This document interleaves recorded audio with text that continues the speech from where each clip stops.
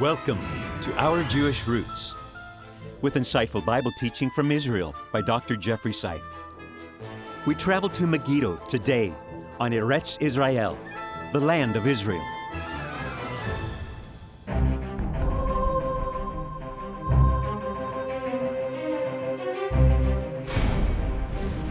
Look to the north, the south, the east, the west.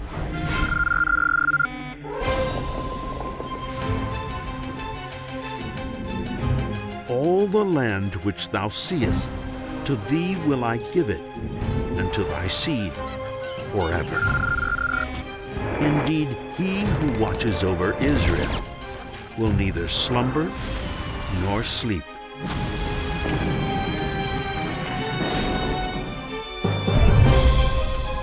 Eretz Israel.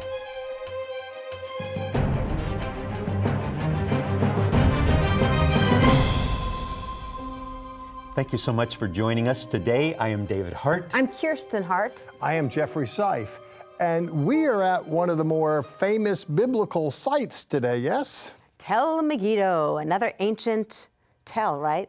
Civilization. Yes, known more popularly in modern culture as Armageddon.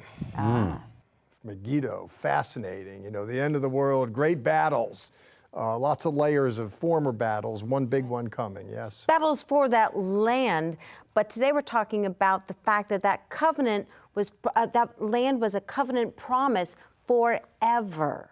So regardless, right, of whatever battles come, God's going to give that land to his people? You know, it's like life's not without a struggle at the end of the day. You know, God gives it, but it's not a walk in the park. You have to contend for what he's given sometimes. And King David had to contend for that, too. Yeah, they all did. We all do. Fight hard. You know, them and us, to tell you the truth.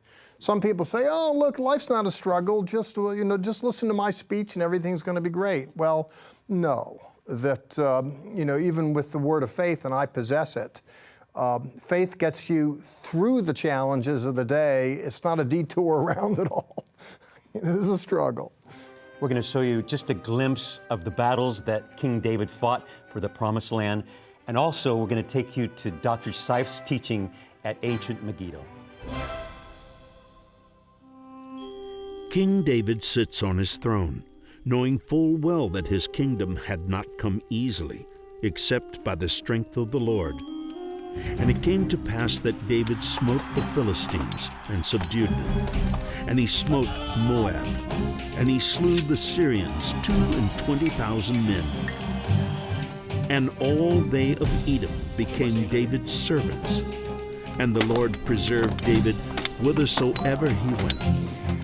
And David reigned over all Israel, and David executed judgment and justice unto all his people. And David's sons were chief rulers.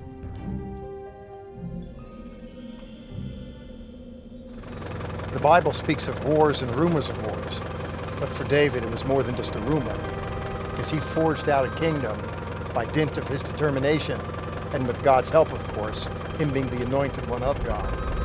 Well, right here, Armageddon, his son Solomon learned about that and more. Come with me now as we go off to Armageddon.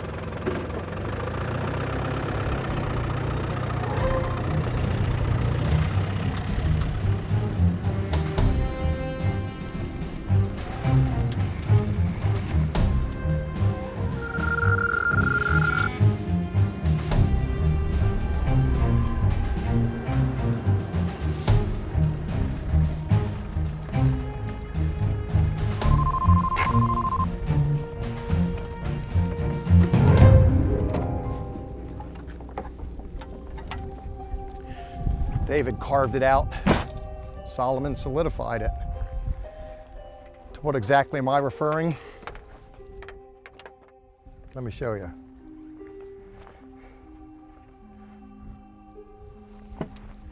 Solomon's kingdom was something of a vast expanse. Megiddo was something at the heartland of it. He had to fortify, defend, and use this to hold off invading forces from the north and from the east. and to Megiddo we'll go.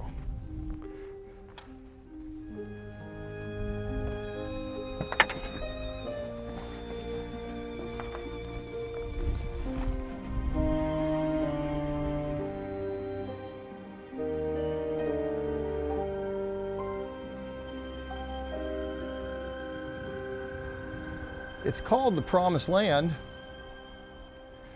and the reason why it's called the Promised Land is because God promised that land, and He promised it to a particular people who were destined to make a bid at a particular place.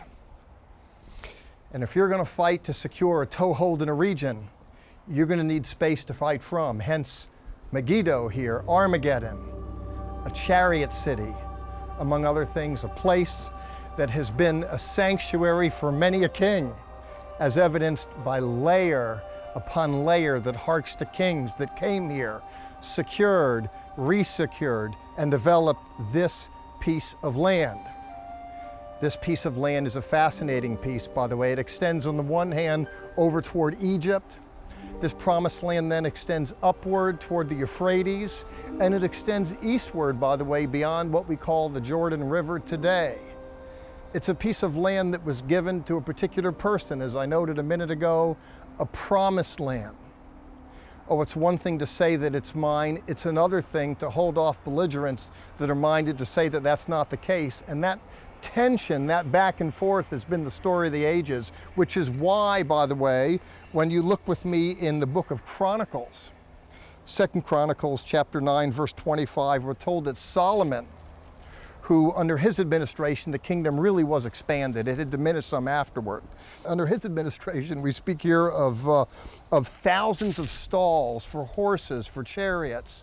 And it's Solomon who will participate in what we call chariot cities here in the biblical text. And why is that? Because from cities like this and along roads like this, forces had to go out to protect the world from belligerents. And Solomon did that during his administration, certainly. We're told that fortified as he was and strengthened as he was by certain outpost cities like this, we're told that Solomon reigned, in verse 26, over all the kings from the river. And the river here is harking to the Euphrates River. The word Hebrew, or Hebrew, means beyond the river. And the ancestors came from beyond the river and secured a place here that was bequeathed by God in the land of Canaan. And here we're told that the reign of Shlomo, of Solomon, extended up to the river on the northern and eastern front to the land of the Philistine, the Philistines. And this harks, by the way, to the areas that run along the sea, where there were some major cities there. Gath is made familiar because of Goliath, Ashkelon, Ashdod, and others. The Philistine never had sway over this whole region, but they did have a toehold of it. But here the chronicler wants to say, on the one hand, the kingdom extended up to the Euphrates, and then in Canaan proper, the coastland areas, what he calls where the Philistine reign. And then he notes as well as far as the border of Egypt. There's a river there that demarcates the border, and it shows something of an expanded kingdom, a kingdom that God gave to particular people, Abraham, whom the Lord said, "Come with me on a journey to a land that I will show you." And Abraham rolled the dice against an uncertain future, and he came and walked this land. And now, some centuries later, I'm harking back to Solomon's era, many things have happened since, but we see the story of God watching over his word to perform it as a certain people struggle against sins in their own persons, against circumstances that impose upon them, difficulties, struggles, trials, and all. God watches over his word to perform it, to give this land to a people and to secure his people in his land as a testimony to his greatness that extended to the past, to the present, and will be known the more so in the future as we consider the testimony of God at work in the world here, Eretz Israel, in the land of Israel.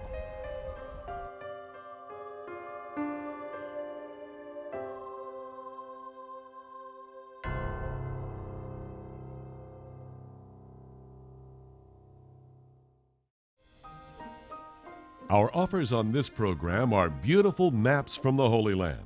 The pictorial map of Jerusalem is a marvelous display that includes color pictures, churches, and biblical sites in Jerusalem. The Pilgrim's Map of the Holy Land is a very special map of modern Israel, showing sites of biblical importance. Get ready to locate the cities and towns of the Bible with these maps from the Holy Land. Join us right now for additional content that is only available on our social media sites, Facebook, YouTube, and Twitter. Visit our website, levitt.com, for the current and past programs, the television schedule, tour information, and our free monthly newsletter, which is full of insightful articles and news commentary. View it online, or we can ship it directly to your mailbox every month. Also on our website is the online store. There, you can order this week's resource, or you can always give us a call at 1-800-WONDERS. Your donations to Our Jewish Roots help us to support these organizations as they bless Israel. Please remember we depend on tax-deductible donations from viewers like you. It has been a good season, plentiful rain, and now the days are filled with the warmth of the sun. Soon, we will see a bountiful harvest. I am Joshua, and this is my land. It is rich and fertile, blessed by Hashem. Many years ago, Abraham journeyed across the roads that encompass these very fields, and God promised him that one day his seed would inherit this very land. Come, see for yourself this miracle of life. Walk the land of Abraham, Isaac, and Jacob. Witness with me this magnificent land of promise.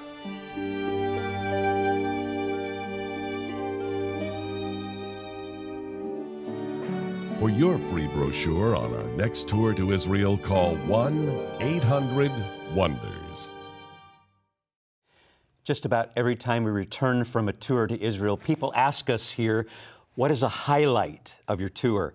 And that's always so hard to say, but I would say food in Israel is a highlight, and I know you love the falafel there. I love falafel. I love the chicken shawarma and schnitzel, and I just have to let you know, Megiddo, where Jeff was just teaching, that's our first stop on our first day of tour. And you have a choice, don't we? We have a choice of two things for lunch. We eat at Megiddo. You get to eat lunch at Megiddo, schnitzel and falafel. Very Israeli. Oh, it's good Do you like it? Falafel, I love it. I had my first falafel in Brooklyn many, many years ago, and I fell in love with it then. It is the Jewish sandwich. Right, and it's beans. Yeah, chickpeas. Chickpeas that are deep fried, and it's the most amazing sandwich in the world. It's a must. It's great, yeah. It's an Israeli must to eat. And I just want you to know an Israeli must for us as a ministry is to support the people in the land. And when you donate to our program, you also donate to a ministry called Zola Levitt Ministries. And we, I want to say the word, if you don't mind, pump money into Israel through the people in the land. We donate to many ministries. Yeah, and I think that's one of the distinctives of this television program, of the ministry, of a trip to Israel with you guys, and that is a lot of people go, they take a church tour to where Jesus walked, but they walk right past the modern Jewish state and look right past the Jewish people. And I get it. I don't want to take anything away from the inspiration that comes from experiencing biblical moments by visiting the sites. But it bothers me that people don't see the Jewish people, the Jewish circumstance, the Jewish plight. Mm-hmm. And the kind of people that go with us, the kind of people that watch this program, people like you care about the Jewish people.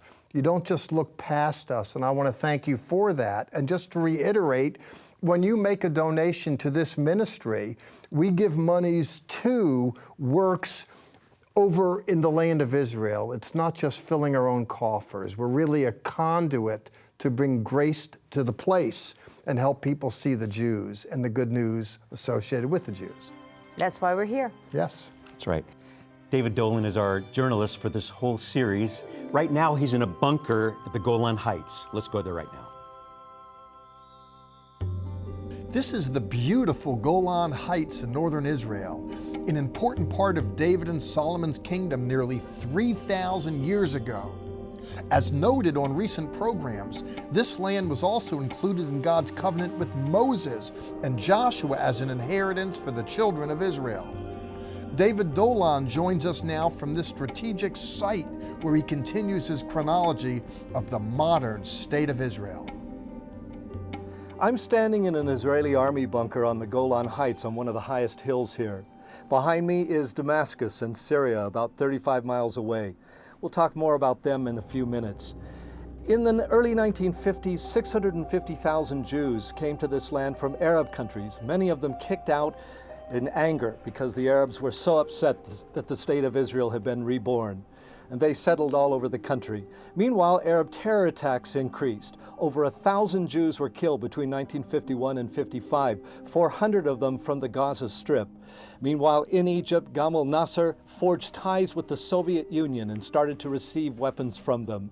He nationalized the Suez Canal, which the British had built, angering Britain very, very much. A secret plan was devised between Britain, France, and Israel to strike at Egyptian forces in the Gaza Strip and the Sinai Peninsula and get back the Suez Canal. In October 29, 1956, that war begun.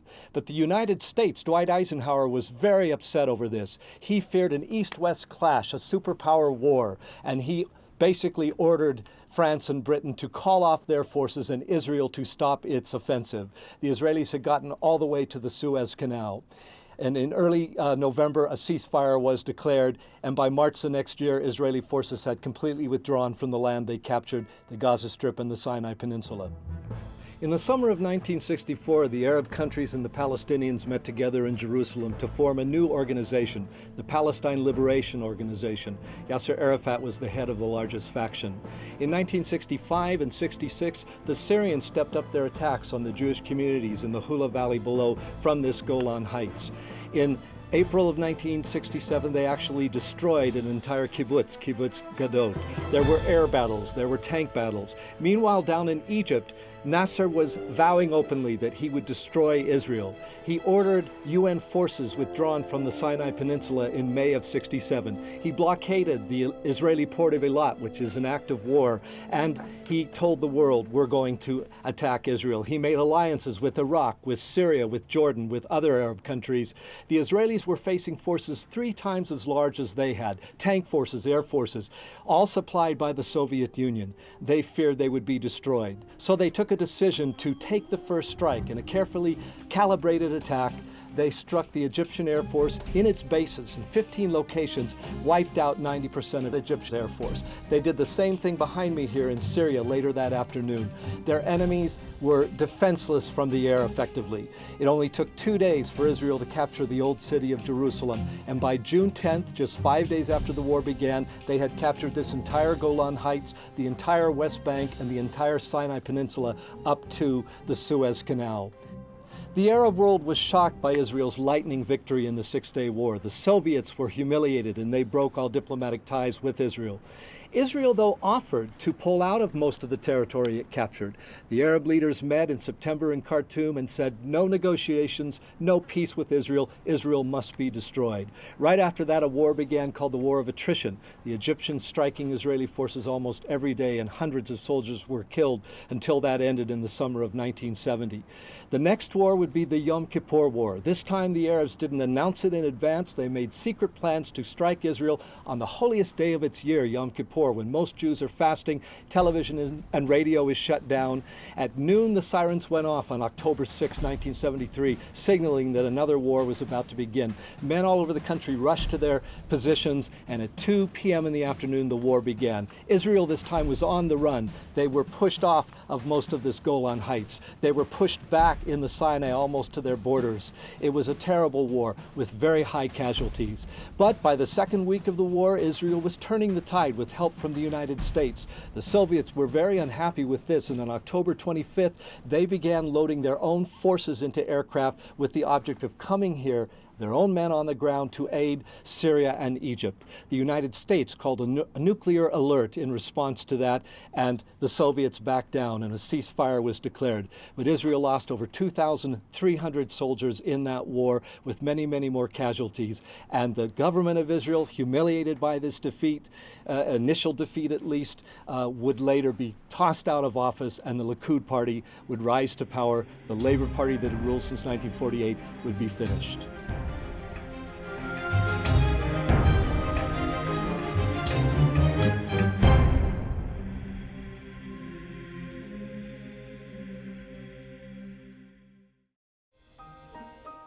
Our offers on this program are beautiful maps from the Holy Land. The pictorial map of Jerusalem is a marvelous display that includes color pictures, churches, and biblical sites in Jerusalem. The Pilgrim's Map of the Holy Land is a very special map of modern Israel, showing sites of biblical importance. Get ready to locate the cities and towns of the Bible with these maps from the Holy Land.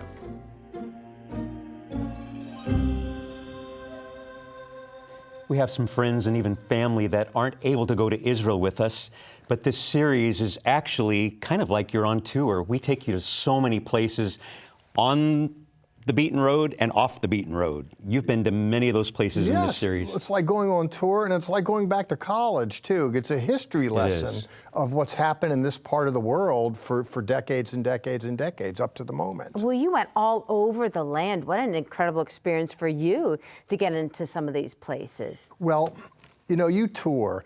I'm reminded of an expression when my kids were little, when I was reading books, The Magic School Bus. You know, you hop into it, education takes you to places. You know, you read a book and it takes you somewhere. And I've been all around Israel before I ever got there just because I read the Bible. And it takes you there, both Old and New Testaments. Oh, goodness, going there and seeing it come alive and experiencing it is extremely invigorating, and it's stimulating as well when you look at the struggles associated with the rebirth of the nation.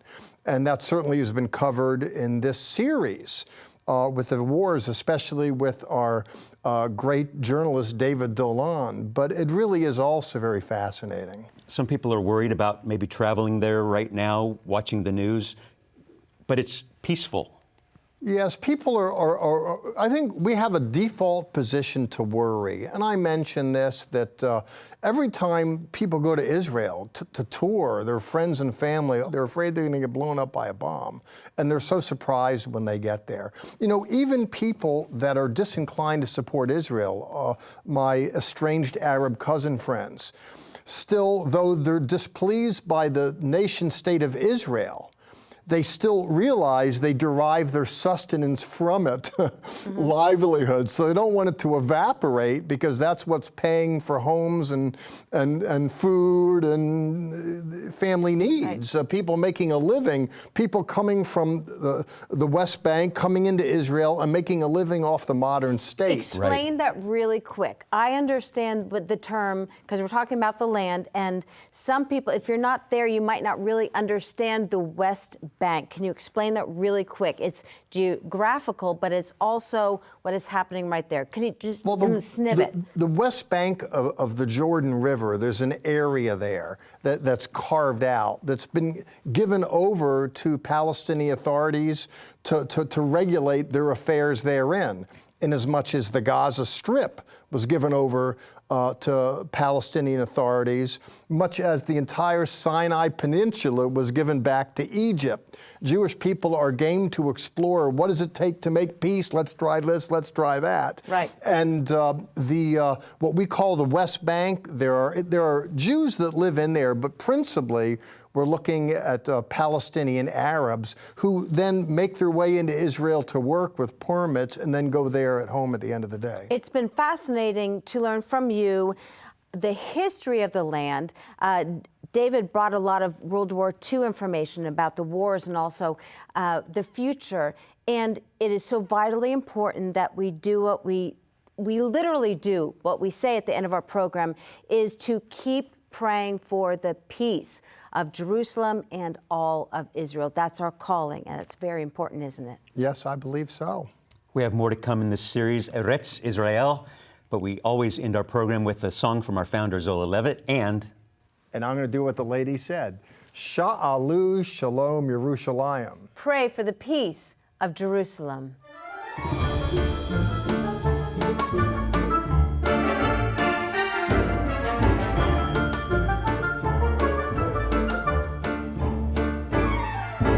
Come and talk with me in the cool of the day. Take a walk in the garden, let me show you the way. When you seek me, you will find me. I'll be there by your side. Simply ask and be given, in your heart I'll abide. Be still and know the Lord your God is on his throne, is in control. For this is proof I won't let go. You are my child, you're not alone. Come and dine with me in the evening hour, share the feast of the King, in him glory and power. When you drink thy cup, you will thirst no more. You will be fulfilled with the love of your Israel, what the Lord desires is a heart for him, not what law requires. Do I need your lambs and burnt offerings? No, I need a man who will walk with me.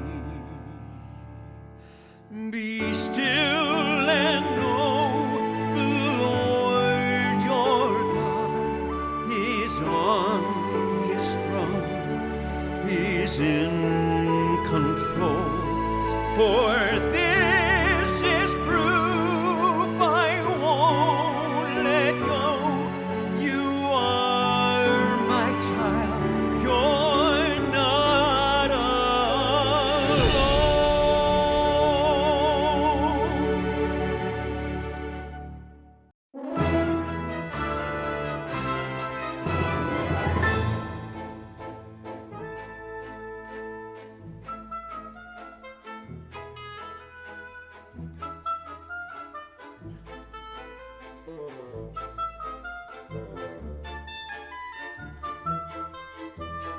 This has been a paid program brought to you by Zola Levitt Ministry.